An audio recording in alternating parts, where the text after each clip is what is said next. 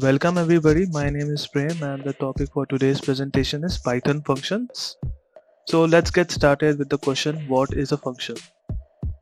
A function can be defined as a name sequence of statements that perform some desired computation. This name sequence of events can be executed whenever necessary by recalling them using their name instead of needing to write the whole code again. So this statement tells us function increases the reusability of code. Functions are defined using the def statement. We will be creating an example of calculating mean of list. Before the example, let's see what are the components of function. The basic components of functions are first the def statement, the function's name, then comes the argument or inputs, the function's code block, the function's output or desired results, and the last one is the return statement. We will see each one of them with the example of our mean. Let's dive into that example.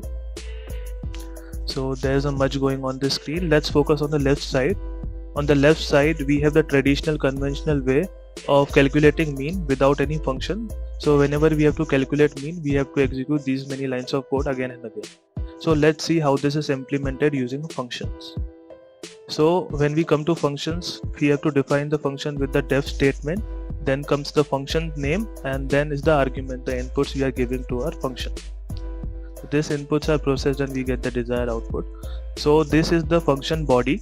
So let's dive into the code. The first for the first two statements, we are declaring variables count and sum and initializing each of them to 0. Then we are iterating over each element in the list with the help of for loop. And in each iteration we are incrementing the sum variable, and we are adding each element at every iteration. We are also keeping the count of elements, which each iteration it will increment by 1.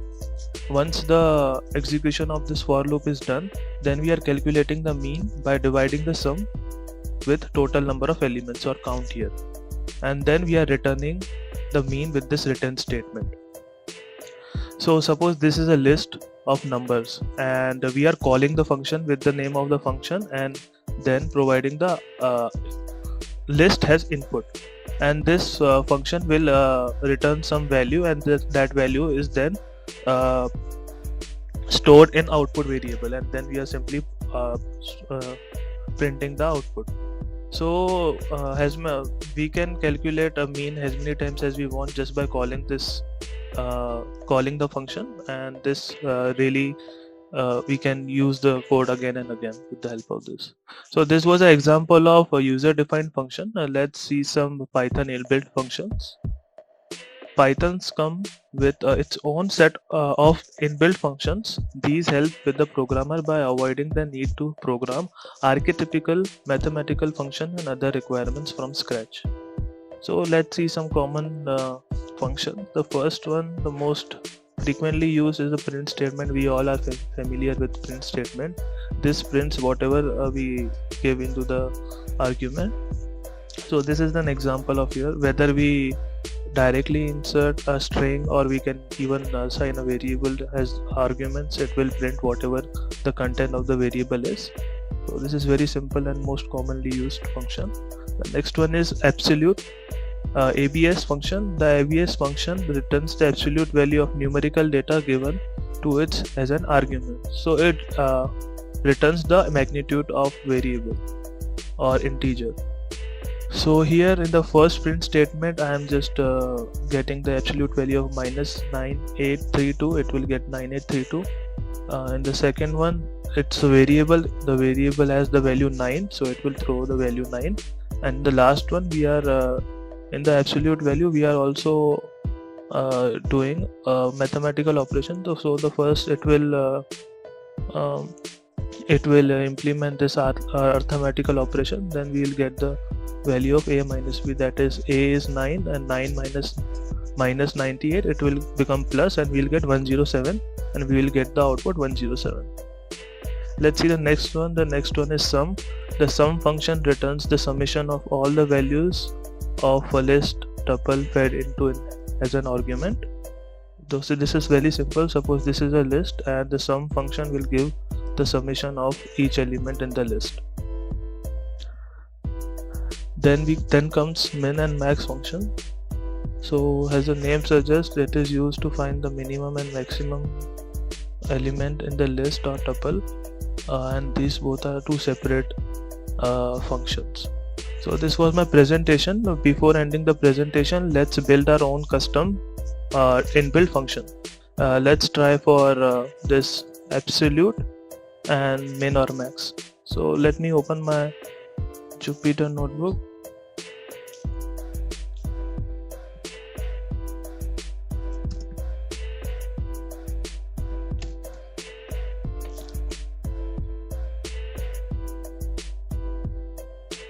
Let's create a new notebook. I'll zoom in a bit. Okay, so we will implement the ABS function first.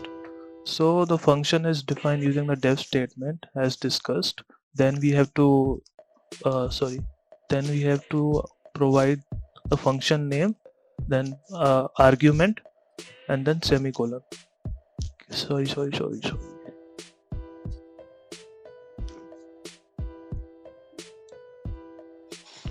can anyone tell me what is the problem with this line of code? Can anyone unmute? And I want to make this interactive. What is the problem with this definition of the function?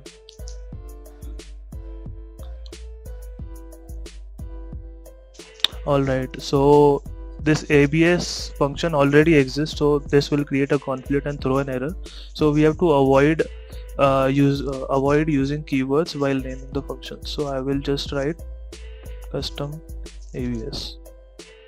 So we will take an input X. So we have to throw the we have to return the magnitude. So if X is greater than or equal to 0, then just return statement, return X, else return. So in the else part we will get some negative value, so we are just returning minus of X. It's just a simple if else. Also, don't forget to write a doc string. It's a very good habit to write doc string because it increases the readability of code. For sure you know the code and you are writing the code, but if another person uses your code, there should be some doc string to refer. This function calculates absolute value. So we will just check our function whether it is performing or not. Custom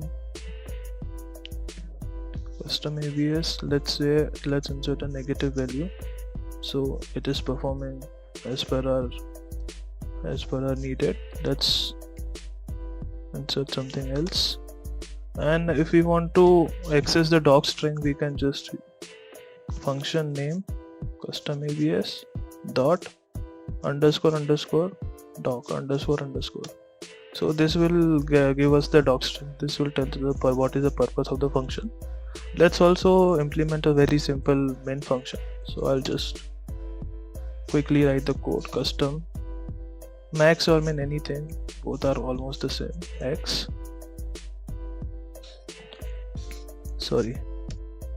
custom max, and just to save time, I will be using one more function within function. So I will creating a variable and I will be storing the sorted value of this list, and then we will just return y last element of this list because it will sort the list in ascending order and we want the last. We are interested only in the last element. And let's create a list. Any number minus. List is created. Let's check our custom max function. L. So the maximum number here is 424. If we want the minimum number, we will just insert 0 and we will get a minimum number. So yeah, thank you. That was my presentation, and if anyone has question, please, I am open to questions.